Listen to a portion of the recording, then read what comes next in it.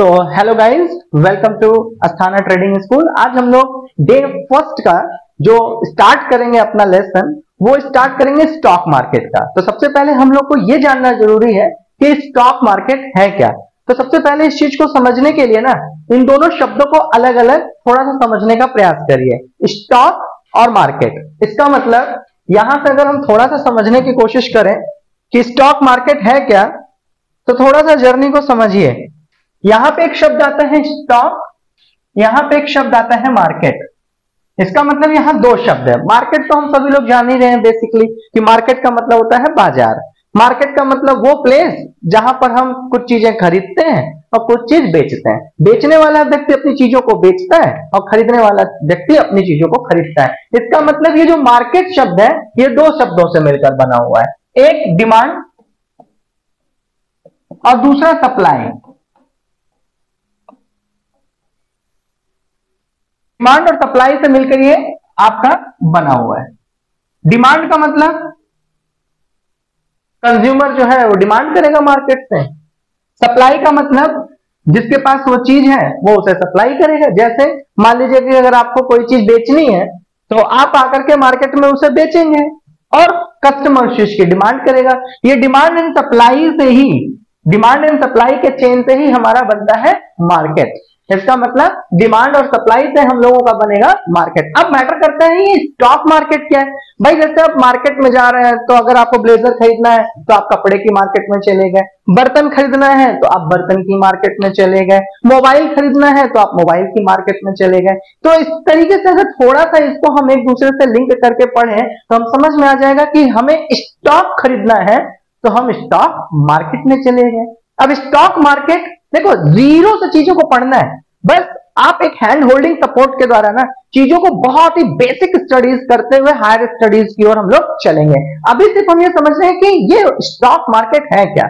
तो हम लोग इसको बेसिक लैंग्वेज में समझ रहे हैं कि मार्केट हम लोग देख ही रहे हैं, स्टॉक खरीदने के लिए जहां पर हम जाते हैं उसको हम कहते हैं स्टॉक मार्केट। तो जाहिर सी बात है कि स्टॉक मार्केट के लिए एक प्लेटफॉर्म है। सबसे बड़ा जो आपका प्लेटफॉर्म है वो एनएससी है, नेशनल स्टॉक एक्सचेंज, फिर बीएसई है, बॉम्बे स्टॉक एक्सचेंज। इसी तरीके से अलग अलग, जैसे कलकत्ता का है तो इसी तरीके से अलग अलग जगहों का अलग अलग स्टॉक मार्केट होता है। लेकिन सबसे बड़ा जो ऑपरेशनल है वो है एनएससी, ठीक है, नेशनल स्टॉक एक्सचेंज।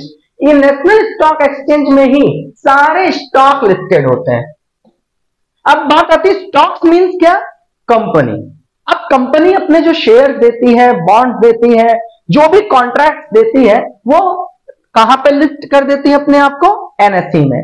और जब अपने आप को एनएससी में लिस्ट करती है तो वहां पे जितने भी कंपनियों के स्टॉक्स हैं वो इस प्लेटफॉर्म पे आपको मिलता है। मतलब अगर आपको स्टॉक्स में कोई खरीदारी करनी है तो आपको एनएससी के प्लेटफॉर्म पर जाना है और इसके लिए आपके पास डीमैट अकाउंट होना चाहिए, ठीक है। उसके लिए एक पूरा सेशन होगा कि डीमैट अकाउंट कैसे खोला जाता है, कौन सा ज्यादा अच्छा ब्रोकरेज फर्म है। तो उसके लिए हम लोग जीरो से लेकर फाइनल तक पढ़ेंगे तो एक वीडियो उसमें पूरा हम लोग लेसन कंप्लीट करेंगे। फिलहाल अभी हम ये समझ रहे हैं कि यहां पर जाने के लिए आपको एक डीमैट अकाउंट की जरूरत पड़ती है।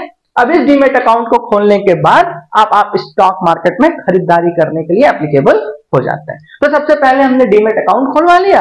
अब एनएससी पे गए, जिस भी कंपनी का स्टॉक्स हमें खरीदना है वो स्टॉक्स में जाकर के हमने खरीदारी कर ली। तो लमसम हमें ये समझ में आ गया कि जैसे हमें गाड़ी खरीदना है तो हम गाड़ी के बाजार में गए और गाड़ी को उनकी शर्तों पर, आपस के म्यूचुअल अंडरस्टैंडिंग पर हम कोई चीज खरीद कर ले आए, उसको हम लोगों ने उस चीज का मार्केट कहा। उसी तरीके से जब हमें स्टॉक खरीदना होता है तो हम स्टॉक खरीदने के लिए एक मार्केट में जाते हैं और उसको हम कहते हैं स्टॉक मार्केट। और ये टोटल जो दुनिया है वो डिमांड और सप्लाई पर चलती है। पूरी मार्केटिंग ही इस बात पर चलती है, डिमांड और सप्लाई पर। तो अब हम लोग को ये चीज समझ में तो आ गया भाई कि स्टॉक मार्केट है क्या। इसमें खरीदारी करने के लिए हमें सबसे पहले अपना डीमैट अकाउंट खुलवा लेना है और जिस जगह पे, जिस कंपनी के लिए। अब मैटर करता है कि कंपनियों का स्टॉक क्या होता है। अब इसको थोड़ा सा एक बेसिक भाषा में सबसे पहले समझें, क्योंकि अगर आप अपना समय लेकर के इस दुनिया में आए हैं, ऐप में आपने अपना समय खर्च किया, अपना पैसा खर्च किया, तो ये मान करके आप आए हुए हैं कि आपको जीरो से लेकर फाइनल तक, और ये कैसे स्टडीज करिएगा, सीरियस स्टडीज। क्यों? क्योंकि ये स्टडीज आपका नॉलेज तो बढ़ाएगी, साथ ही साथ यहाँ आपका पैसा इन्वेस्ट हुआ है, आपका समय इन्वेस्ट हुआ है, तो जाहिर सी बात है कि आपको यहाँ पर ज्यादा सीरियस होना पड़ेगा अलग किसी अन्य पढ़ाई के माध्यम से। जैसे अगर आप कोई अन्य पढ़ाई करते हैं तो वहां अगर थोड़ा कम भी सीरियस है तो वो चल जाएगा, लेकिन यहाँ आपकी सीरियसनेस 200% इसलिए होनी चाहिए क्योंकि सबसे पहले यहाँ आपका समय तो लग रहा है, आपकी पढ़ाई तो यहाँ पर हो ही रही है, लेकिन it is the subject of money, it is the subject of assets, ये पैसे की दुनिया है। तो यहां पर चीजों को बहुत ही गंभीरता से आपको पढ़ना है, समझना है, और इस बात का विश्वास रखते हुए कि मैं आपको जीरो से लेकर के फाइनल तक इसमें पूरी पूरी एक एक लेसन हैंड होल्डिंग कराते हुए पढ़ाऊंगा। तो सबसे पहले हमने स्टॉक मार्केट को समझ लिया, अब हमको समझना है कि कंपनियां स्टॉक्स मार्केट में देती क्यों है, कैसे देती हैं अभी आगे पढ़ेंगे, लेकिन अभी हम एक स्टोरी को समझ रहे हैं कि हम इंट्रोडक्शन ले रहे हैं कि स्टॉक मार्केट में हम आए तो आए कैसे, क्यों आते हैं, क्या करते हैं, लाइक दैट, ऐसे करके कुछ हम लोग बातों को समझ रहे हैं। अब स्टॉक्स की बात करते हैं। तो जैसे अगर मैं अपने ही बात करूं तो एक उदाहरण के तहत किसी भी कंपनी को, जैसे मेरी अपनी मान लीजिए कंपनी है कि Asthana in house Gurukul private limited. अब मान लेते हैं कि मेरी अपनी एक कंपनी है Asthana in house Gurukul private limited. अब मुझे इस कंपनी में कुछ चलाने के लिए पैसे की आवश्यकता है। तो अब जब पैसे की आवश्यकता है, किसी भी कंपनी को चलाने के लिए पैसे की आवश्यकता पड़ती है, तो कंपनी पैसा जो है वो लेने के लिए बैंक जा सकती है कि भैया ये मेरा काम करने का तरीका है, ये मेरा प्रॉफिट लॉस है, ये मेरे एसेट्स हैं, ये मेरा स्टेटमेंट है, जो उनके डिमांड्स हैं, जो उनके डॉक्यूमेंट्स हैं वो उसको आपने दिया, और या तो पैसा आप बैंक से ले लेंगे। दूसरा ऑप्शन आता है कि आप अपने नात रिश्तेदार दोस्त यार से मांग लेते हैं कि भाई मेरा अभी थोड़ा सा क्राइसिस का टाइम चल रहा है, थोड़ी सी आप हेल्प कर दीजिए, जब मैं ग्रो कर जाऊंगा तो इसके एवज में मैं आपको दूंगा। कुछ ऐसी भी मार्केट्स होती है जो कि आप जानते हैं जहां पर रेट ऑफ इंटरेस्ट के लिए भी आपको लोग पैसे दे देते हैं, जैसे 5%, 8%, 10% से साहूकार टाइप के लोग, तो आप वहां चले जाते हैं, अपनी चीजें बताते हैं, 5%, 8%, 10% पे आप वहां से पैसा उठा लेते हैं। फिर तीसरा पैसा वहां से उठा लिया। चौथा माध्यम होता है कि आप पब्लिक से जब पैसा ले रहे होते हैं तो वहां पर सबसे इंपॉर्टेंट होता है कि कई बार आपने एक शब्द सुना होगा आईपीओ। यही वो शब्द है जहां पर चौथा माध्यम आता है, जहां पे आप सीधा पब्लिक से अपने मॉड्यूल को बताते हैं, अपनी कंपनी के मिशन को बताते हैं, विजन को बताते हैं और कहते हैं कि भाई मुझे पैसा दे दो। तो जो पब्लिक पैसा देती है आपको डायरेक्ट, तब वहां पर कंपनियां लॉन्च करती हैं अपना आईपीओ। इट मीन्स, अब इसको थोड़ा सा स्टोरी के माध्यम से समझिए कि मैं कहना क्या चाहता हूं। स्टॉक मार्केट आपको समझ में आ गया, कैसे इसमें जाएंगे उसके लिए डीमेट अकाउंट, एनएससी, बीएससी समझ आ गया। अब यहां पे मैटर करता है कि कंपनियां स्टॉक्स लाती क्या है, उनको क्यों खरीदे हम, तो अब उसी चीज को लेकर के समझना है। तो मैंने एक कंपनी अपना ही उदाहरण दिया, Asthana in house Gurukul private limited. अब मुझे पैसा चाहिए इस कंपनी को चलाने के लिए, तो मैं बैंक के पास गया, बैंक ने मुझसे कहा कि भाई मुझे 12% चाहिए, मैंने उसको रिफ्यूज कर दिया। मैं अपने दोस्त यार से गया, उसने कहा भैया कोविड में सभी लोग इंपैक्टेड हुए थे तो मैं भी इंपैक्ट हुआ था, तो उन्होंने मदद नहीं की, तो यहां से ये चीज खत्म कंप्लीट हो गया। तीसरे नंबर पे साहूकार पे गए, तो साहूकार का मतलब ही आपको पता है कि कोशिश उनकी रहती है कि ज्यादा से ज्यादा वो आप पे रेट ऑफ इंटरेस्ट लगाए और ज्यादा से ज्यादा, तो एक मानसिक दबाव होता है, तो यहां से ये भी कंप्लीट खत्म हो गया। फिर हमारे पास चौथा ही ऑप्शन बचता है आप लोग, समाज, पब्लिक। तब मैंने Asthana in house Gurukul private limited को सबसे पहले एनएससी पे लिस्टेड करा दिया और मैंने इसका आईपीओ लॉन्च कर दिया, और मेरे को चाहिए कि पब्लिक जो है मेरे मॉड्यूल को समझे और मुझे पैसे दे दे। जब वो मान लेते हैं कि आज मेरे स्टॉक की कीमत 20 रुपए पर शेयर चल रहा है, मान के चलते हैं 20 रुपए पर शेयर में मैंने लिस्ट कराया, और आपने 20 रुपए पर शेयर के हिसाब से अपना 2 लाख रुपए इन्वेस्ट कर दिया, इसका मतलब आपने इतना शेयर हमारी कंपनी में ले लिया। इसी को स्टॉक्स कहेंगे। आपने जो शेयर ले लिया वही आपके लिए स्टॉक हो गया। तो अब आपने क्या किया, अपना 2 लाख रुपए इन्वेस्ट करके कंपनी में इतना रुपए इन्वेस्ट कर दिया और मुझे आपकी चीजें मिल गई। अब आज कोविड चल रहा था, तब ये चीज 20 रुपए की थी, उसके बाद ये चीज ग्रो करते करते 2024 में आई और कंपनी का टर्नओवर 10 करोड़ रुपए हो गया। तो जिस रेट ऑफ इंटरेस्ट से इस कंपनी का ग्रोथ हुआ था, सेम उसी तरीके से आपका पैसा भी यहां ग्रो हो जाएगा। तो सिंपल लैंग्वेज में अगर मैं ये कहना चाहूं तो ये भी आप समझ लीजिए कि जब आप स्टॉक मार्केट में आते हैं तो सिर्फ अपना पैसा इन्वेस्ट करने के लिए नहीं आते। स्टॉक मार्केट में जब आप आते हैं तो आप एक बिजनेस के एटीट्यूड से आते हैं। अगर आप ये सोचें कि खाली आप अपना पैसा निकालें और कहीं पर रख दिए तो उतना भी डूबने के चांसेस हैं। क्यों? क्योंकि stock market is not for the investment, stock market is subject to business.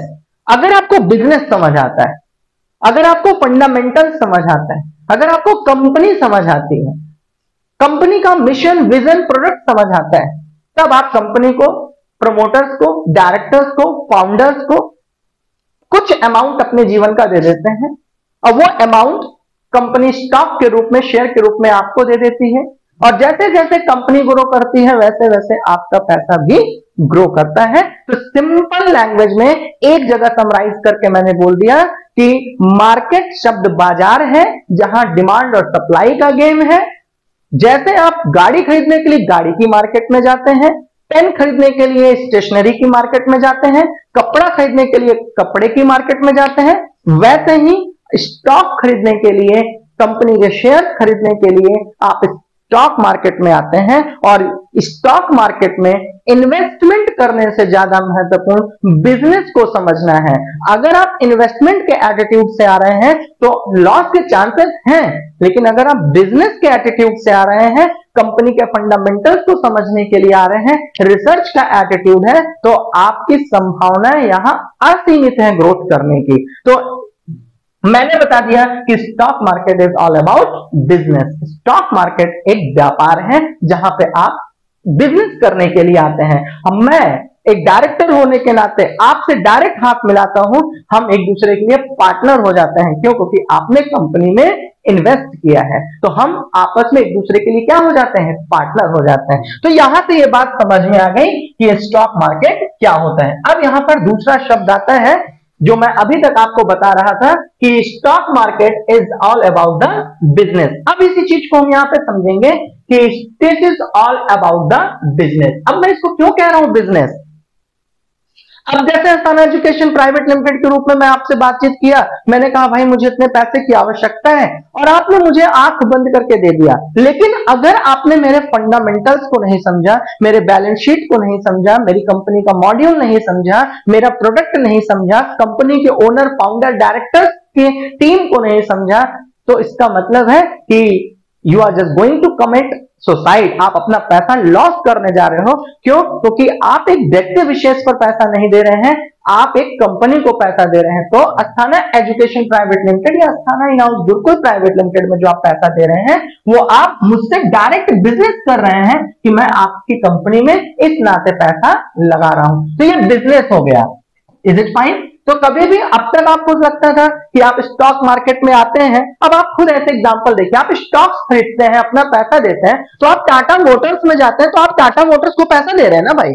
Tata Motors किस में इन्वेस्ट कर रहे हैं, इसका मतलब आप क्या कर रहे हैं? टाटा मोटर्स को आप पैसा दे रहे हैं और उस पैसे से टाटा मोटर्स ग्रो कर रही है और उसी के एवज में आपको रिटर्न्स मिलते हैं। तो इसका मतलब अगर आप टाटा मोटर्स की कंपनी को रिसर्च नहीं करेंगे, मोटर्स की दुनिया में तो और भी बहुत सारे लोग हैं जो उस इंडस्ट्री में काम कर रहे हैं, तो why you invested your money into the Tata market? Tata के मार्केट में आपने पैसा क्यों लगाया? टाटा में इन्वेस्ट आपने क्यों किया? टाटा मोटर्स में आपने इन्वेस्ट क्यों किया?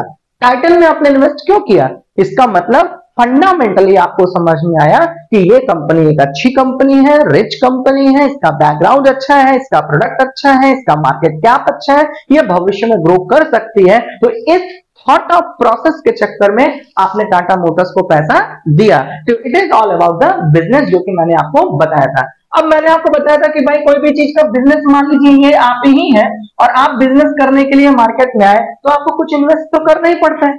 अभी मान लीजिए आप एक कोई भी शॉप ही चलाने के लिए, रेस्टोरेंट का चेन चलाने के लिए अगर आप इनिशिएटिव लेंगे तो आप अपने आप को यहां पर रख लीजिए, तो आपको जाहिर सी बात है चाहिए होगा फंड, आपको चाहिए होगा पैसा। अब ये पैसे के लिए सबसे पहली मार्केट कौन सी आई? बैंक। भाई बैंक के पास आप जाएंगे और बैंक से कहेंगे कि भाई मुझे कुछ पैसा दे दो। आगे जब हम लोग वीडियोस के लेसन में पहुंचेंगे ना, तो मैं आपको बताता हूं कि मैं आपको यह भी पढ़ाऊंगा। मैंने आपको ये कमिटमेंट शुरुआत से की थी, तभी आप यहाँ पर इस प्लेटफॉर्म पर आकर अपना टाइम इन्वेस्ट कर रहे हैं। मैंने आपको ये चीज का एश्योरिटी देता हूं कि आगे चल करके हम लोग ये भी देखेंगे कि कंपनियां बैंक से कब पैसा लेती हैं, कब मार्केट से पैसा लेती हैं, कब आईपीओ से पैसा लेती हैं। ये ऐसा नहीं है कि कई बार आपने देखा होगा कि बैंक से लोन ले लेते हैं वो अपना आईपीओ लॉन्च ना करने के। तो अब इसका मतलब है कि बैंक कब प्रॉफिटेबल है, आईपीओ कब प्रॉफिटेबल है, इसके बारे में भी हम लोग डेप्थ में स्टडी करेंगे। लेकिन फिलहाल अभी हम लोग ये समझ रहे हैं कि इस व्यक्ति को XYZ को फंड की आवश्यकता थी अपने बिजनेस को चलाने के लिए, तो ये बैंक के पास पैसा गया लेने के लिए गया। फिर दूसरा है फ्रेंड्स एंड फैमिली, फिर ये फ्रेंड्स एंड फैमिली से अपने पैसा ले लेगा। और तीसरे लेवल पर वो लेता है पब्लिक से, जिसको मैंने आपको आईपीओ के लिए बताया था। इसका मतलब इस व्यक्ति को अपनी किसी भी बिजनेस को चलाने के लिए इन्हीं 3 माध्यम से पैसा मिलता है। तो अब इस 3 माध्यम में भाई जितनी भी बड़ी कंपनियां हो, छोटी कंपनियां हो, या आप ही स्टार्ट करने जा रहे हैं, आपके पास भी यही माध्यम है। इन्हीं तीनों माध्यम से आप भी पैसा लेते हैं, इन्हीं तीनों माध्यम से बाहर बैठी हुई बड़ी बड़ी कंपनियां भी इसी माध्यम से पैसा लेती हैं। तो मैंने आपको बता दिया कि अगर आपने ये चीज को समझ लिया कि मैं स्टॉक मार्केट की दुनिया में आ रहा हूं, तो मैं ये बात तो आपको क्लियर कट टू कट बता दूं कि इसका मतलब मैं आप समझ पा रहा हूं कि आप एक बिजनेसमैन बनने जा रहे हैं और आप बिजनेस की दुनिया में एंटर करने जा रहे हैं। तो ये नहीं समझना है कि हमें कहीं ऊपर ऊपर से हमने नॉलेज ले ली और हमने रूट ऑफ कॉज को समझा ही नहीं, तो वो आपके लिए लॉस का शब्द तो हो ही जाएगा। इसलिए आप सिर्फ अभी इन्वेस्ट करिए अपनी नॉलेज पर, पढ़ाई करिए। जितनी डेप्थ में आप पढ़ाई अच्छी जान जाएंगे, जितने अच्छे आप तैराक हो जाएंगे, उतना ही बेहतर आपके लिए नदी को पार करना आसान हो जाएगा। तो अब नेक्स्ट पे चलते हैं कि अब हम लोग समझते हैं कि स्टॉक मार्केट का ये जो दूसरा शब्द था वो क्या कह रहा है। तो अब यहां पर आप लोग समझिए ये कहना क्या चाहता है। These are 2 types of the market. यहां पे देखिए 2 तरीके की मार्केट होती है। पहली होती है प्राइमरी मार्केट, दूसरी होती है सेकेंडरी मार्केट। पहली मार्केट होती है प्राइमरी मार्केट, दूसरी होती है सेकेंडरी मार्केट। अब यहां पे इस चीज को समझिए कि प्राइमरी मार्केट क्या होता है। अब जैसे suppose that Asthana in house Gurukul private limited, मैंने आपको उदाहरण फर्स्ट में दिया था। मान लीजिए मेरी कंपनी है और अब मुझे पैसा चाहिए पब्लिक से, तो सबसे पहले मैं आईपीओ अपना लॉन्च करता हूं। जब मैं अपना आईपीओ लिस्ट करता हूं, जब मैं अपना आईपीओ लॉन्च करता हूं, तो उसको कहते हैं प्राइमरी मार्केट। मतलब उस टाइम पर अगर आपने मेरी कंपनी में निवेश किया है, मेरे सारे फंडामेंटल्स को देखकर, प्रमोटर्स को देखकर, कंपनी के प्रोडक्ट्स को देखकर, लाइक दैट, और ये चीज तो हम लोग हर एक लेसन में डिस्कस करते जाएंगे, तो डेफिनेटली आप उस लेवल पर मैच्योर हो जाएंगे। तो प्राइमरी मार्केट आप समझ लीजिए कि कोई भी कंपनी जब अपना आईपीओ लॉन्च करती है और उस टाइम पर आप पार्टिसिपेट करते हैं, तो दैट इज प्राइमरी मार्केट। अब प्राइमरी मार्केट में जितने भी बड़े लोग होते हैं वो अपनी चीजों को खरीद लिए, खरीदने के लिए एक बार पूरा स्टॉक को अपने पास होल्ड कर लिए। अब उसके बाद वो सेकेंडरी मार्केट में आ जाते हैं और वहां पर ट्रेड शब्द आ जाता है, जिसको आप लोग देखते हैं ना ट्रेडिंग। तो ये ट्रेडिंग स्टॉक जो होता है वो सेकेंडरी मार्केट में हो रहा है। कैसे हो रहा है सेकेंडरी मार्केट में? क्योंकि प्राइमरी मार्केट में लोगों ने अपनी बोली पर जितना कंपनी का एक वैल्यू थी, जो उसकी फेस वैल्यू थी, उसने उसमें लगाया। वो अभी सब हम लोग आगे पढ़ेंगे, बस अभी आपको टर्म्स समझने हैं। अभी समझना है कि अगर कोई कंपनी डे फर्स्ट में अपना आईपीओ लॉन्च की तो वही प्राइमरी मार्केट है, सिंपल हो गया। प्राइमरी मार्केट के बाद वही पैसा लेकर जब कोई मार्केट में आया तो वह सेकेंडरी मार्केट हो गया। अब इसको देखो, मैंने आपको कमिटमेंट किया था एकदम रूट पे जाकर के, जड़ पर जाकर हम लोग चीजों को समझेंगे। चलो एक उदाहरण देखते हैं। आपने एक खेत लिया, किसान के पास गए और किसान ने अपने यहां पर कोई चीज बोई है और उसने खरीद लिया, राइट। अब किसान ने कोई चीज बोई, अब उसके पास चावल हो गया, गेहूं हो गया। अब उसने एक रेट लगाया कि भाई हम 2000 रुपए कुंटल में हम आपको गेहूं देंगे, 2000 रुपए कुंटल।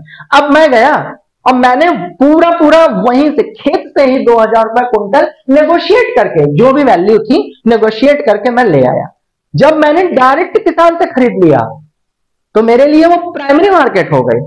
अब उसके बाद मैं अपने नजदीकी मंडी में जाऊंगा, बाजार में जाऊंगा, अपने दुकानदार को, अपने जो डिस्ट्रीब्यूटर्स हैं, अपने जो और लोग हैं, उनको मैं ले जाकर के वहां पर अलग अलग दाम पर अलग अलग चीजें लगा दूंगा। तो वो कौन सी मार्केट हो गई?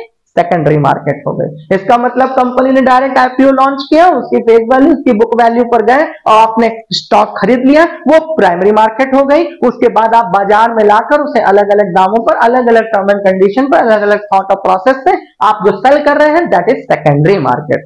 Is it fine? तो आप जितना भी बाजार देख रहे हैं ये सेकेंडरी मार्केट का एक उदाहरण है। डिमांड और सप्लाई पर चलता है, ये मैंने आपको पहले भी बता दिया। तो आपने देख लिया प्राइमरी मार्केट, आपने देख लिया सेकेंडरी मार्केट। इसका मतलब हम और आप जब आईपीओ कंप्लीट हो जाता है तो जो भी परचेजिंग एनएससी पे, बीएससी पे या किसी भी एक्सचेंज पर करते हैं तो वह सेकेंडरी मार्केट में करते हैं। Is it fine? तो आप प्रोफेशनल शब्दों के साथ भी चलते रहिएगा जिससे आपको समझ में आ जाए।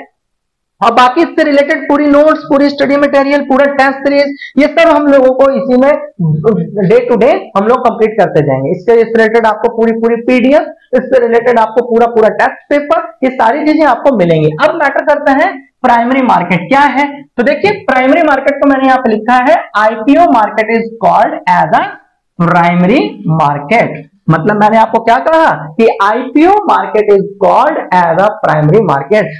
ये अभी मैंने इससे 10 सेकंड पहले भी बताया कि कोई भी कंपनी जब अपना पैसा पब्लिक से डायरेक्ट खाती है तो आईपीओ लिस्ट करती है, आईपीओ लॉन्च करती है, और अगर डायरेक्ट आप पार्टिसिपेट कर जाते हैं उस आईपीओ को खरीदने में तो आप प्राइमरी मार्केट के इंटर करके प्राइमरी मार्केट से चीजों को परचेज किए हैं। अब यहाँ पे थोड़ा सा एक बार चीजों को पढ़ लीजिए। आप primary market is a source of new securities often on an exchange. It's where companies, government and other groups, मतलब कोई भी आईपीओ लॉन्च कर सकता है भाई। मैं भी अपना कंपनी हूं, मैं भी अपना आईपीओ लॉन्च कर सकता हूं। गवर्नमेंट को पैसे की जरूरत है तो वो भी अपना, ठीक है, तो आईपीओ कोई भी लॉन्च कर सकता है। To obtain financially through debt based और इक्विटी बेस्ड, मतलब यहां पर दो चीजें होती हैं। जैसे बैंक आपको कर्ज देता है तो पैसा देता है, और जब आपसे वापस लेता है तो पैसा लेता है। मतलब बैंक के बीच जो ट्रांजेक्शन हो रहा है वो कैसे हो रहा है, वो आपको 2 लाख रुपए कर्ज के रूप में देगा तो ईएमआई के रूप में भी आपसे पैसा ही लेगा।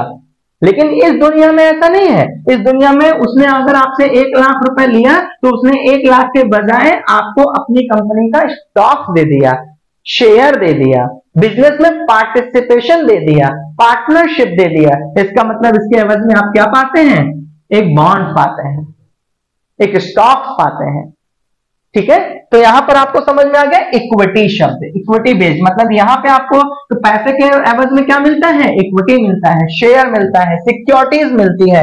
Primary market are facilitated by underwriting groups consisting of investment banks that set a beginning price range for a given security and observe its sales or investment। तो सिंपल सी लॉन्ग लैंग्वेज है। मैंने आपको बताया भी था कि किसी भी कंपनी के द्वारा जब आईपीओ लॉन्च होता है तो वहां के प्रमोटर, डायरेक्टर, कंपनी के जितने भी बोर्ड ऑफ मेंबर्स हैं, बैंकिंग है, फाइनेंशियल सर्विसेज के जितने भी ऑर्गेनाइजेशन है, वो सारे लोग बैठ के उस कंपनी की वैल्यूएशन को तय करते हैं, उसका पैसा तय करते हैं, उसका बुक वैल्यू तय करते हैं। कि भाई जैसे अभी जोमेटो ने अपना आईपीओ लॉन्च किया तो इसका मतलब थोड़ी ना कि वो 1000 रुपए रख देगा कि मेरे एक शेयर की कीमत 1000 रुपए है डे फर्स्ट में, तो उसके लिए एक वैल्यूएशन निकाली जाती है। वो भी सब हम लोग आगे एक एक करके डिस्कशन करेंगे। लेकिन अभी लमसम ये समझ में आया कि कंपनी ने अपना एक लॉन्च किया, अपना एक बेसिक प्राइस दिया कि भाई मेरे इसकी कीमत 200 रुपए डे फर्स्ट में है। जैसे अभी जियो ने अपना फाइनेंशियली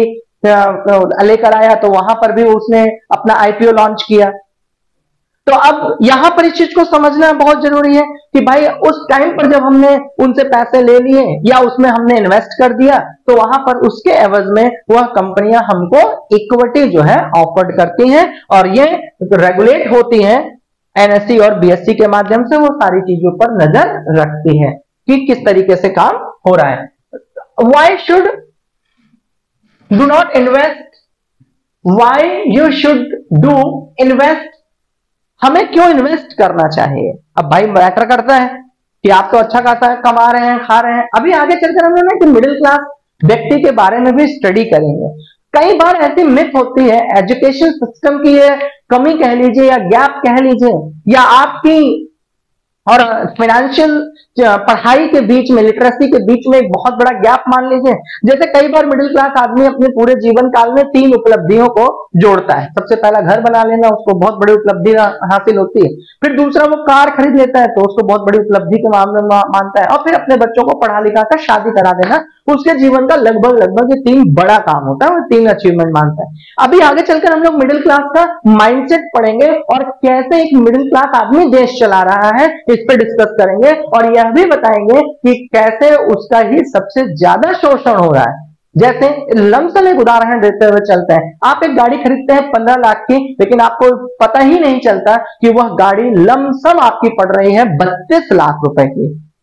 जी हाँ, जबकि आपने 15 ही लाख रुपए दिया है, गाड़ी आपकी 15 ही लाख की आई है, लेकिन आप देखेंगे कि 32 लाख रुपए आपका खर्च होता है। अगर उसे आप 5, 8, 10 साल चला रहे होते हैं तो आपका लमसम 30 से 32 लाख रुपए खर्च होता है। जैसे एक उदाहरण देख लीजिए, जैसे आपको कार खरीदना है भाई, देखो जब तक आप इस दुनिया में हैं, तो मैंने आपको पहले भी कहा कि इस दुनिया में आपको काम चलाओ, काम से मतलब नहीं है कि आपने ऊपर ऊपर ऊपर ऊपर चीजें पढ़ी और फिर उसके बाद आपको लगा कि अब आप अगले करोड़पति हैं, तो ये मुंगेरीलाल के हसीन सपने हैं। सिंपल लैंग्वेज में चीजों को समझना है कि अगर हमने कोई चीज 15 लाख की कार खरीदी तो सिंपल सी भाषा को समझिए। गवर्नमेंट कहती है आप लोगों को कि भाई देखो, अगर तुम 5 लाख के अंतर में हो तो ठीक है भाई, हम तुमसे टैक्स नहीं ले रहे हैं।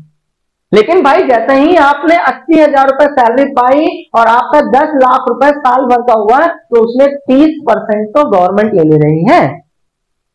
तो इसका मतलब अगर आप 15 लाख रुपए की कार खरीदने गए हैं तो गवर्नमेंट तो सीधा समझ गई, इसका मतलब 15 लाख रुपए सालाना आपका भैया आए हैं। तो इसका मतलब आप 15 लाख की कार तो लेने गए हैं, लेकिन उसमें जो रोड का टैक्स लगा है वो आप देखिए, जो आपका इन्वेस्टमेंट का टैक्स लगा है आप उसे देखिए, जो आपकी ईएमआई बन रही है आप उसको देखिए। इसका पूरा पूरा लेसन मैं आप लोगों को पढ़ाऊंगा, पूरा पूरा एक डेप्थ में ले जा करके इस चीज को समझाऊंगा कि कैसे हम 30% देकर, अब आपको यही 30% अगर अपना बचाना है तो इन्वेस्टमेंट शब्द यहां पैदा हो जाता है कि इन्वेस्टमेंट करना सीखिए।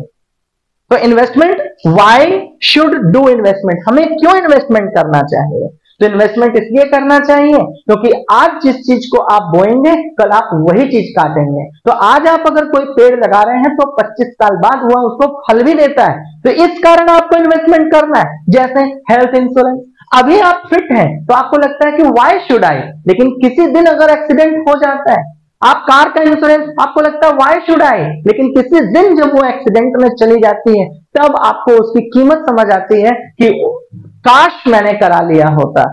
जब आप, कभी ऐसा ना हो, लेकिन कभी जब आप बीमार पड़ते हैं और आपकी एक इलाज के ऊपर 10-5 लाख रुपए खर्च हो जाता है, जिसके लिए आप अपने एसेट्स बेचते हैं, तब आपको समझ आता है कि इन्वेस्टमेंट की कीमत क्या है। तो मैं आप सभी को कहूंगा इन्वेस्टमेंट 2 जगह करना कभी ना भूलें, एक अपने नॉलेज पर और एक दूसरा पैसे का पेड़ लगाने पर। ये दोनों काम आपको अभी से ही करते रहना है, अपने भविष्य के लिए तो करना ही करना है, अपने वर्तमान के लिए भी करना है और अगले आने वाली पीढ़ी के लिए भी करना है। तो हमें क्यों इन्वेस्ट करना चाहिए, तो उसके कुछ पॉइंट्स लिखे हुए हैं, आप इसका थोड़ा सा पॉइंट समझ करके आगे हम लोग फिर बढ़ते हैं। In the primary market new stock and bond are sold to the public for the first time. ये मैंने आपको बताया कि कोई भी कंपनी अपना आईपीओ लॉन्च करती है तो फर्स्ट टाइम अपना एक पैसा, अपना एक बुक वैल्यू बता देती है और आपको कहती है खरीद लो।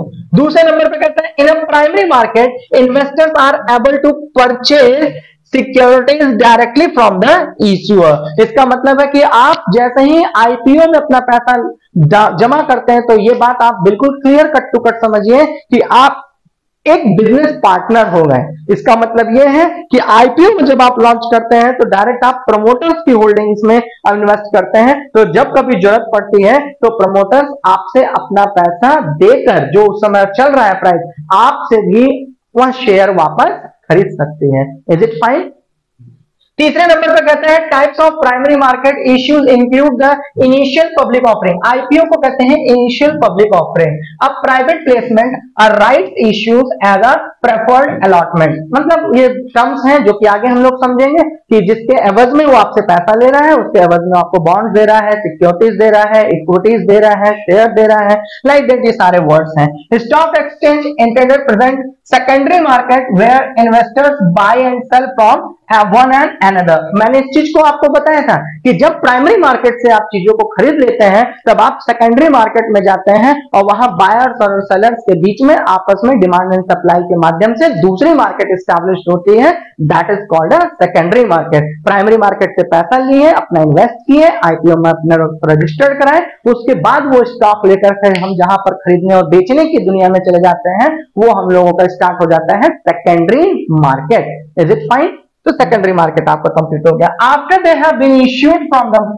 On the primary market, securities are traded between investors और what is called the secondary market. मतलब जो इन्वेस्टर्स होते हैं वो अपना स्टॉक्स लिए और सेकेंडरी मार्केट में बैठ गए, जिसका उदाहरण मैंने दिया था कि आप डायरेक्ट गए और किसान से अपनी चीजों को खरीदे और सेकेंडरी मार्केट में आकर के आपने उसे डिमांड एंड सप्लाई, बाय और सेल के माध्यम से खरीदना और बेचना शुरू कर दिया। तो वो आप लोगों का इन्वेस्टमेंट का एक पॉइंट कंप्लीट हो गया। अब यहां पर हम लोग दूसरी चीजों को समझेंगे कि सेकेंडरी मार्केट क्या होती है। तो सेकेंडरी मार्केट अब तक हम बेसिक चीजों में समझते चले आ रहे थे डायरेक्ट कि भाई सेकेंडरी मार्केट वो मार्केट होती है जहां प्राइमरी मार्केट के बाद खरीदारी और बेचदारी होती है, वो होती है हम लोगों की सेकेंडरी मार्केट। अब सेकेंडरी मार्केट को किस तरीके से ऑपरेट करता है, उसके लिए प्लेटफॉर्म क्या है, तो मैंने आपको बताया था एनएससी, नेशनल स्टॉक एक्सचेंज, मैंने आपको बताया था बीएससी, बॉम्बे स्टॉक एक्सचेंज, फिर एक मैंने नीचे आपको लिखा है screener.com। देखिए इस पर एक पूरी मैं आपको वीडियो बनाऊंगा, ठीक है? क्यों? क्योंकि ये अपने आप में, जैसे moneycontrol.com ये बहुत अच्छी वेबसाइट है, screener.com ये बहुत अच्छी वेबसाइट है, ट्रेडिंग व्यू ये एक बहुत अच्छी वेबसाइट है, तो इनके बारे में भी हम लोग को पूरी स्टडीज करनी पड़ेगी क्योंकि ये आपके इन्वेस्टमेंट के नॉलेज को और इजी बना देते हैं। तो मैं स्क्रीनर को पूरा आपको डेमोस्ट्रेट करूंगा, लेकिन अभी के लिए मैंने ये नीचे क्यों लिखा है, क्योंकि आप screener.com पे जाइए, आपको जितनी भी टॉप कंपनियां हैं, top 50, top 100 overall listed companies on a BSE and NSE and other stock exchange, जहां अलग अलग जगहों पर अपनी अपनी कंपनियों ने स्टॉक एक्सचेंज में अपने आप को लिस्ट करा रखा है, वो पूरी कंपनियां आपको दिख जाएंगी। तो वो जितनी कंपनियां आपको वहां पर दिख रही हैं वही सेकेंडरी मार्केट है। Is it fine? सिंपल शब्द में screener.com पे जाइए या NSE.com पे जाइए, तो आप वहां पर जितनी भी कंपनियों को देख रहे हैं जो लिस्टेड है NSE पे, BSE पे, अदर स्टॉक एक्सचेंज पर, तो वह सब की सब सेकेंडरी मार्केट है। प्राइमरी मार्केट से खरीदारी करके सेकेंडरी मार्केट में बाय और सेल कर रहे हैं, ट्रेड कर रहे हैं, that is called the secondary market. Secondary market में क्यों खरीदना चाहिए? क्योंकि भाई जब आप मान लीजिए किसी वजह से आईपीओ में पार्टिसिपेट नहीं कर पाए, क्योंकि लिमिटेड पीरियड होता है, एक अच्छा अमाउंट इन्वेस्टमेंट होता है, suppose that at that moment आपके पास उतना सफिशिएंट फंड नहीं है, तो आप उस कंपनी के आईपीओ में मान लीजिए किसी वजह से पार्टिसिपेट नहीं कर पा रहे हैं, तो भाई सेकंड ऑप्शन आपका बनता है कि आप सेकेंडरी मार्केट में जाकर के चीजों को खरीद लीजिए। तो सेकेंडरी मार्केट में जाकर के चीजों को आप खरीद और परोप सकते हैं, ठीक है? These are most common answers I get what comes to your mind on hearing stock market। अब देखो मुद्दा है, ये तो आप लोग जाहिर सी बात है कि अब मेरे चैनल पर पढ़ रहे हैं, मेरे आप वेब पर पढ़ रहे हैं, तो इसका मतलब आई एम डेड श्योर कि जितने भी हमारे व्यूअर्स हैं, लिसनर्स हैं, दे आर वेरी सीरियस, क्योंकि मैं रफ स्टडीज पर बिलीव नहीं करता, मैं एक सीरियस स्टडीज पर बिलीव करता हूं, क्योंकि it is all about the business and business is very serious matter. जब आपको बिजनेस का एटीट्यूड आएगा तो इट मींस आपको 24 घंटे जगने का एटीट्यूड आना चाहिए, हार्डवर्क का एटीट्यूड आना चाहिए। तो अब स्टडीज के लिए मैंने आपको जो अपना मैं आपको अनुभव बताता हूं जीवन का, जब मैंने अपने 8-10 साल के करियर में देखा कि जब भी मैं बात करता हूं इन्वेस्टमेंट की, जब भी मैं बात करता हूं म्यूचुअल फंड की, जब भी मैं बात करता हूं स्टॉक मार्केट की, तो कहीं ना कहीं what kind of the answers I get in, मैं कितना तरीके का आंसर्स रिवर्स में पाया। और जो आप भी इस चीज को कैलकुलेट करिएगा या अपने समाज में देखने की कोशिश करिएगा कि जब आप स्टॉक मार्केट के बारे में सुनते हैं तो आपके जहन में नजरिया क्या बनता है। इससे आपको समझ में आएगा कि हमारे एजुकेशन सिस्टम में कितना बड़ा गैप है, हम फाइनेंशियली लिटरेसी के पीछे कितना बड़ा एक गैप लेकर के चल रहे हैं। और it is just a gamble, it is all about luck and losing money. सबसे बड़ा जो मैंने अपने लाइफ में ये पाया एक्सपीरियंस ना, मोस्ट ऑफ द लोगों के लिए ये लगता है जुआ, और रियल में वो जुआ खेलते हैं। बात को पहले मेरे फर्क समझिएगा। मैंने जो स्टडीज की ना, मैंने देखा कि वो अदर अदर ऐप पे जाकर, वो ड्रीम 11 में किसी का नाम नहीं लेना चाहता, वह अलग अलग कंपनियों पर अलग अलग जाकर रियल में वो गेम खेल रहे हैं, रियल में वो जुआ खेल रहे हैं, रियल में वो लूडो और सांप सीढ़ी का गेम जुए के रूप में खेल रहे हैं। लेकिन इस दुनिया में आने पर वो इसको कहते हैं जुआ, क्योंकि ये दुनिया में आते भी वो इसको जुआ ही मानते हैं। वो चमकदार चीजों को देखते हैं, हर चमकती हुई चीज सोना नहीं होती, तो दूर से इसको चमकदार मानते हैं, और चमकदार मान करके उनको रातों रात अमीर बनने का ख्वाब है, इसलिए वो इसमें पैसा इन्वेस्ट करते हैं, लॉस हो जाता है और बाद में मार्केट में कहते हैं कि that is a part of Gamble, यह जुआ है। जबकि ये फाइनेंशियली लिटरेसी का कमी है कि हमारा यूथ, हमारा समाज, हमारा एक वर्ग इतना बड़ा एजुकेटेड, वो इस चीज को समझता ही नहीं है कि स्टॉक मार्केट क्या है, ये इन्वेस्टमेंट की दुनिया क्या है, ये बिजनेस की दुनिया क्या है, वो इस चीज को समझ ही नहीं पाता, और वो उसको सिंपल सी लैंग्वेज में स्टॉक मार्केट को एक जुआ कह के, एक लूजिंग मनी कह के, एक लक का फैक्टर, मतलब वो लक मानते हैं। जैसे कई बार आपने भी समाज में सुना होगा, अगर कोई भी चीज आपने अपने अंदर से करेज लिया कि नहीं मैं आगे चल करके बिजनेस करना चाहता हूं, तो समाज सबसे पहले आपको वापस खींच लेता है और कहता है कि कमिटमेंट कर रहा है सुसाइड का, ये बिजनेस करने जा रहा है, बिजनेस में ज्यादातर चीजें लॉस में हो जाती हैं, बंद हो जाता है। तो दैट इज द साइकोलॉजी जो आपके समाज में है। दूसरा कहता है in stock market we can invest money and earn more money. अब यहाँ दूसरी साइकोलॉजी जो है, ये सबसे खतरनाक साइकोलॉजी है। यहाँ ये लगता है कि अगर हमने आज 10,000 रुपए लगाए, तो कल ही, जैसे आज हमने कोई पेड़ लगाया तो परसों उसमें पानी दिया और सोचा अरे अभी अब आम नहीं फरा, तो यहाँ पे आम मांगना डे सेकंड से ही शुरू हो जाता है। यहां पे सबसे बड़ी प्रॉब्लम ये है, इसको कहते हैं लालच। ये सबसे बड़ी जड़ है स्टॉक मार्केट में आपकी चीजों को लॉस कराने की, पेशेंट ना होने की, धैर्य ना होने का। भाई बिजनेस है, समय लगेगा, लोगों को 100 साल लग गया टाटा बनाने में, तो आप क्या चाहते हैं कि कोई चीजें आज ही आज आपने पेड़ लगाया और कल से ही आपको उसमें फल मिलना शुरू हो जाए, तो ये बिल्कुल ही बकवास चीज है। ये कहते हैं in stock market we can invest money, हम पैसा तो इन्वेस्ट कर सकते हैं, लेकिन हमारी साइकोलॉजी होती है और मोर मनी, मतलब रातों रात करोड़पति बन जाने की। तीसरे लेवल पे कहते हैं it makes your money double triple in short period of the time. सबसे ज्यादा फेक मार्केट में ये चीज बहुत पॉपुलर कराई जाती है, शॉर्ट पीरियड में, और शॉर्ट टर्म पे तो बिलीव करना ही नहीं। मैं कभी भी अगर अपनी स्टूडेंट्स, अपने व्यूअर्स से कहता हूं, तो मैं हमेशा इस चीज को अपील करता हूं कि शॉर्ट थीम्स पे, शॉर्ट टर्म्स पे, शॉर्ट वर्ड्स पे बिलीव कम करें, क्योंकि वो कभी भी एक सक्सेस का पर्यायवाची नहीं हो सकता। तो हमने यहां पे कहा it makes money double triple multiple in short period of time. नहीं, ये बिल्कुल गलत है। ऐसा कहने से भी बचें, ऐसा सुनने से भी बचें। It is all about the business and you have to be research. आपको रिसर्च में होना पड़ेगा, कंपनियों के फंडामेंटल्स पे। आप एक अच्छी कंपनी का चुनाव करेंगे तो सिंपल सी लैंग्वेज है कि आप एक अच्छा पैसा बनते हुए देखेंगे, लेकिन ये सोच करके आना कि मैंने आज पैसा लगाया और वो डबल ट्रिपल मल्टीपल हो जाएगा, तो यह एकदम बिल्कुल बकवास भरी बात है, और डेफिनेटली आपका पैसा लॉस हो जाएगा, क्योंकि आप साइकोलॉजिकल बीमार हैं। Stock market is there to make people rich. ये सबसे खतरनाक शब्द है, क्योंकि लोग कहते हैं कि स्टॉक मार्केट में जो लोग हैं रिच हैं। दो तरीके की मेजॉरिटी आपस में बढ़ गई है। एक, रिच को एग्जाम्पल देकर आपको बताया जा रहा है, पॉइंट नंबर 1। अब आपने उसको नहीं देखा कि उसका लाइफ, उसका रिसर्च, उसकी एजुकेशन कितनी है, लेकिन आपने उसको देखा कि वो वहां से रिच हो गया, वो वहां से स्टॉक मार्केट की दुनिया में रहते हुए आज कामयाब हो गया। तो उसको देख करके 50 भेड़ 50 लोग इकट्ठे हो जाते हैं, और इन्हीं 3-4 साइकोलॉजी के अनुसार वो अपना पैसा इन्वेस्ट कर देते हैं, और उसके बाद वो लॉस कर जाते हैं, और फिर वो मार्केट में जाने के बाद एक इसको उदाहरण के, क्योंकि मैंने आपको बताया कि चीजों को इजी बनाना बहुत जरूरी है, क्योंकि मेरे जितने भी व्यूअर्स हैं उनका फाइनेंशियली एजुकेशन नहीं है, ये मैं बेहतर जानता हूं। मेरे पास वो तरह के लोग जुड़े हुए हैं जो अब अपनी दुनिया को सीखने के, तो मेरा हमेशा पढ़ाने का उद्देश्य होता है चीजों को इजी बनाना। चलिए एक उदाहरण के तहत बात करते हैं। एक लॉ है कि 18 साल से पहले आप गाड़ी ना चलाएं, लेकिन आज देखिए मार्केट में। दूसरा है बिना हेलमेट के गाड़ी ना चलाएं, लेकिन आज देखिए मार्केट में पुलिस का डर ना हो तो हम हेलमेट। अब यहां पे इस चीज को समझिए कि इस तरह से इसके भी तो कुछ सिद्धांत हैं। मुद्दा यह है कि वहां पे भी आप जिद्दी हैं, यहां पर भी आप जिद्दी हैं। आपको लगता है कि आपका एक्सीडेंट हो लेकिन आपका सिर ना फटे, यहां पर भी यही हालात है। अब आते हैं दूसरा मुद्दा। अब आप गाड़ी लेके निकल गए, तो गाड़ी लेके निकलने के लिए, गाड़ी को चलाने के लिए भी कुछ सिद्धांत होते हैं। गाड़ी को कैसे चलाया जाता है उसके भी कुछ नियम कायदे कानून और कुछ आर्ट होता है, सीखना पड़ता है। तो आप बिना सीखे आपने गाड़ी पे किक मारा, एक्सलेटर लगाया, गियर लगाया और चल दिए, जब तक सौभाग्य तो चल रही थी।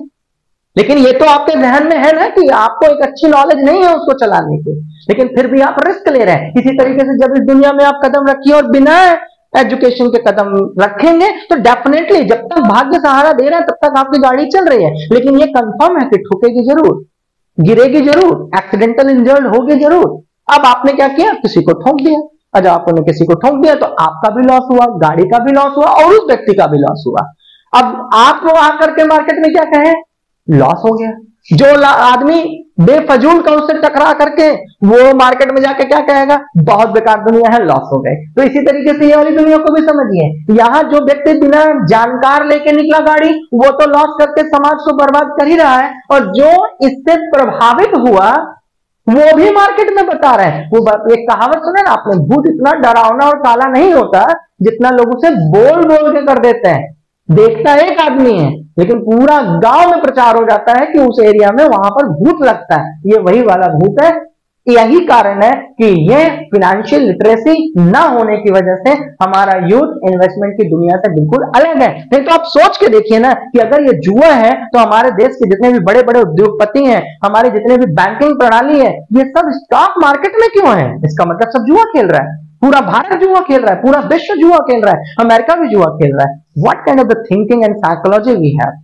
तो आप लोगों का ये उद्देश्य बनता है, आप लोगों का ये धर्म बनता है कि इस लिटरेसी को मेरे माध्यम से लोगों तक पहुंचाएं। इसलिए नहीं कि वो रिच हो जाए, इसलिए क्योंकि वो समझदार हो जाए। क्योंकि हेल्थ इंश्योरेंस, मैं ये नहीं कह रहा हूं आज से आप हेल्थ इंश्योरेंस ले लिए तो कल से बीमार पड़ना शुरू हो जाए, क्योंकि कई बार मैंने देखा है कि हेल्थ इंश्योरेंस लेने के बाद उनको अपना पैसा लॉस लगने लगता है। अब किस लिए लॉस लगने लगता है, अब ये बात समझ नहीं आई। मैंने एक व्यक्ति से पूछा, why is it loss considering, loss कैसे कंसीडर हो रहा है? तो भाई इसका मतलब ये है कि तुम बीमार पड़ना चाहते हो, तुम चाहते हो कि 20,000 रुपए तुमने इंश्योरेंस कंपनी दिया है तो तुम पहले बीमार पड़ जाओ, तुम्हारी किडनी पहले खराब हो जाए, तब तुम्हारा पैसा वसूल हो जाए। भाई वो तुमने इसलिए इन्वेस्ट किया है कि तुम दुर्भाग्यवश कभी बीमार ना पड़ो, और अगर पड़ जाओ तो फाइनेंशियल कोई ऐसी चीज आपके जहन में, कोई आपके पास ना आए जिसकी वजह से आपके घर के एसेट्स बिके। तो हर एक तरीके, हर एक चीजें अलग अलग लेवल पर बनी हुई है। सबको सभी में जोड़ना, वो आप इन्वेस्टमेंट के पॉइंट ऑफ व्यू से ना जोड़ें, वो आप हेल्थ इन्वेस्टमेंट के पॉइंट ऑफ व्यू से जोड़ें। तो इसकी पूरी स्टडीज हम लोग पढ़ेंगे, लेकिन फिलहाल हम लोग ये समझ में आ गया कि किस तरीके से स्टॉक मार्केट में अफवाहें हैं, जो कि हमारे व्यूअर्स का धर्म बनता है कि अपने साथ साथ पूरे समाज को ग्रो कराएं, इसकी दुनिया को इंट्रोड्यूस कराएं। अब मैटर करता है कि आज हम लोगों ने डे फर्स्ट में सिर्फ और सिर्फ ये पढ़ा कि what is stock market, stock market क्या है। समराइज करके मैंने एक लाइन में बताया कि भैया मार्केट शब्द बाजार है, डिमांड और सप्लाई पर चलता है। जब आप स्टॉक्स की डिमांड और सप्लाई करते हैं तो उस मार्केट को स्टॉक मार्केट कहा जाता है। आज की पहली क्लास आपकी यहाँ पर पूरी तरह से संपूर्ण हुई। आप आगे अपने आप को इसी तरीके से A to Z क्लासेस को कंटिन्यू करिए, नोट्स प्रॉपर बनाइए, नोट्स जो मैंने दिया उसे प्रॉपर डाउनलोड करिए, इससे जुड़े सारे टेस्ट सीरीज को कंटिन्यू कंप्लीट करिए।